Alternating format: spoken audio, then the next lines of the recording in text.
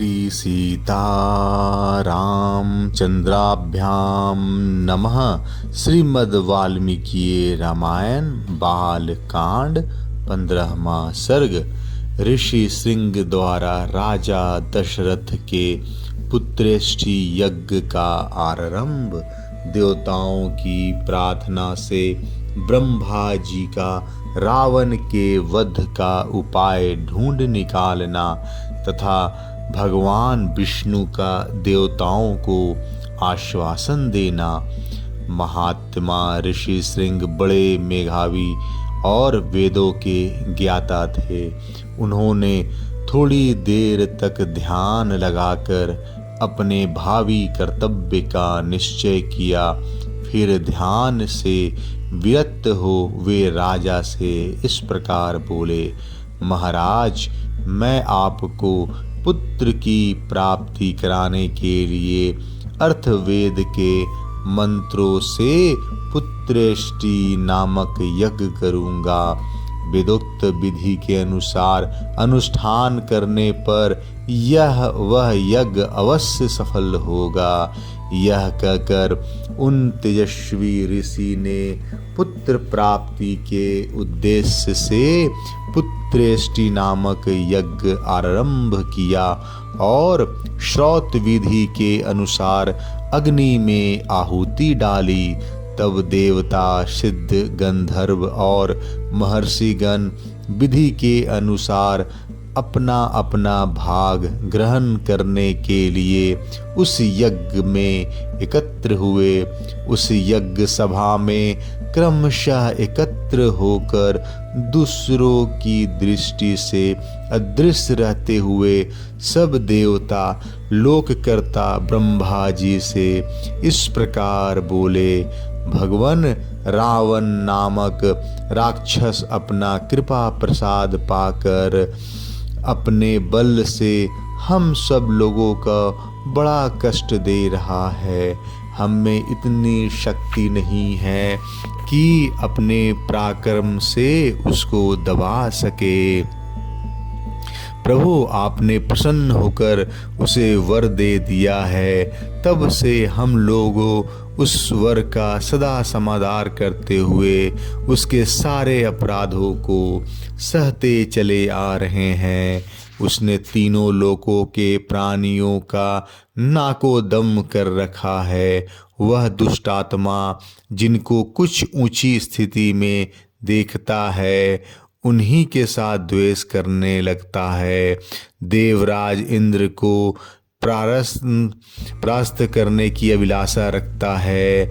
आपके वरदान से मोहित होकर वह इतना उद्दंड हो गया है कि ऋषियों, पक्षियों, यक्षों, गंधर्वों, असुरों तथा ब्राह्मणों को पीड़ा देता और उनका अपमान करता फिरता है।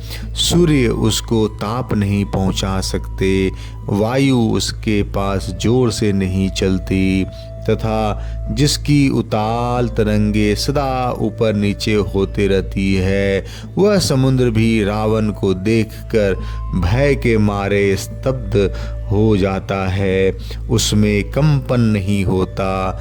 वह राक्षस देखने में भी बड़ा भयंकर है, उससे हमें महान भय प्राप्त हो रहा है। अतः भगवान, उसके वध के लिए आपको कोई न कोई उपाय अवश्य करनी चाहिए।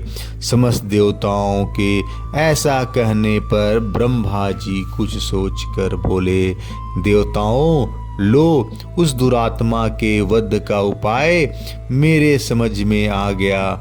उसने वर मांगते समय यह बात कही थी कि मैं गंधर्व, यक्ष, देवता तथा राक्षसों के हाथ से न मारा जाऊं।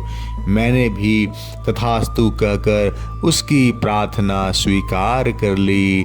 मनुष्यों को तो वह तुच्छ समझता था, इसलिए उनके प्रति अवहेलना होने के कारण उसने उनसे अवध होने का वरदान नहीं मांगा। इसलिए अब मनुष्य के हाथ से ही उसका वध होगा। मनुष्य के सिवा दूसरा कोई उसकी मृत्यु का कारण नहीं है। ब्रह्मा जी की कही हुई यह प्रिय बात सुनकर उस समय समस्त देवता और महर्षि बड़े प्रसन्न हुए। इसी समय महान तेजस्वी जगतपति भगवान विष्णु भी मेघ के ऊपर स्थित हुए सूर्य के भांति गरुड़ पर सवार होकर वहां आ पहुँचे।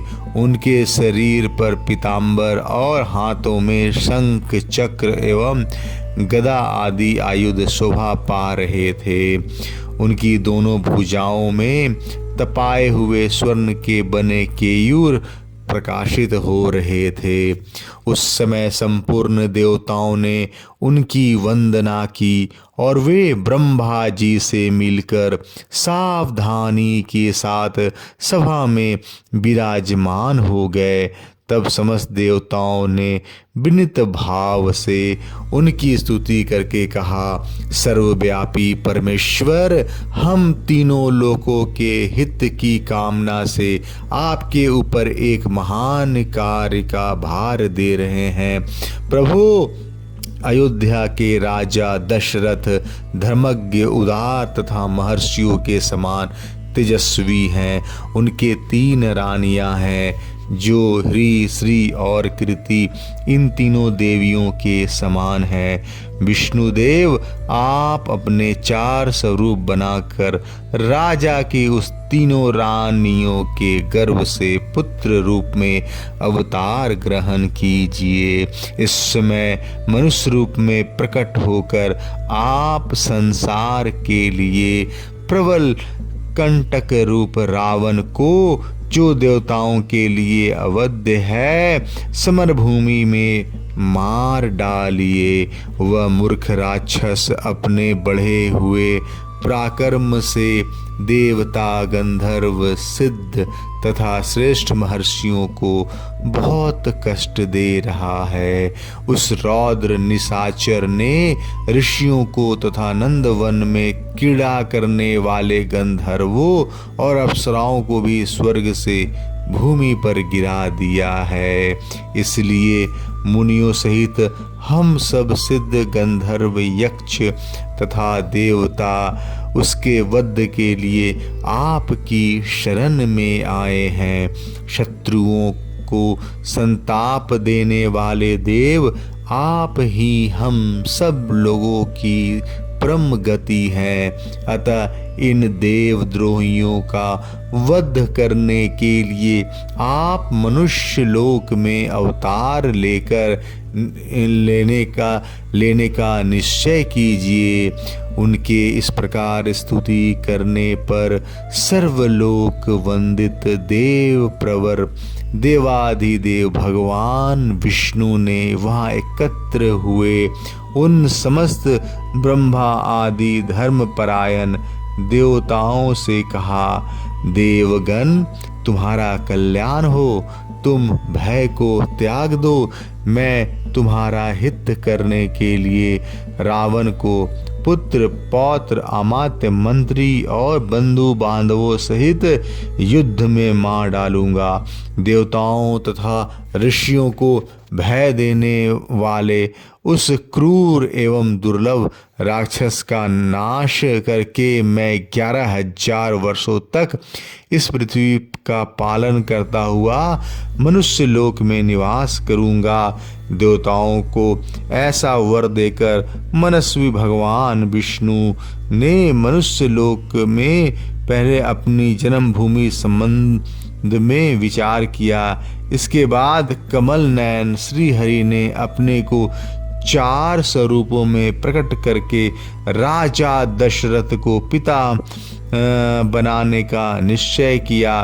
तब देवता, ऋषि, गंधर्व, रुद्र तथा अप्सराओं ने दिव्य स्तुतियों के द्वारा भगवान मधुसूदन का स्तवन किया। वे कहने लगे, प्रभु, रावण बड़ा उदंड है, उसका तेज अत्यंत उग्र और घमंड बहुत बढ़ा चढ़ा है।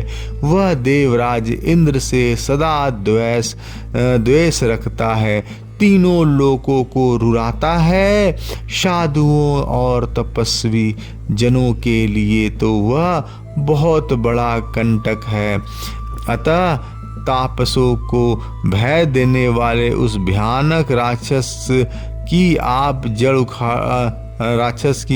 जड़ उखाड़ डालिए। उपेंद्र, सारे जगत को रुलाने वाले उस उग्र पराक्रमी रावण को सेना और बंधु बांधवों सहित नष्ट करके अपनी स्वाभाविक निश्चिंतता के साथ अपना ही द्वारा सुरक्षित उस चिरंतन वैकुंठ धाम में आ जाइए, जिसे रोग, द्वेष आदि दोषों का कलुष कभी नहीं हो पाता। जय श्री राम। 15वां सर्ग समाप्त।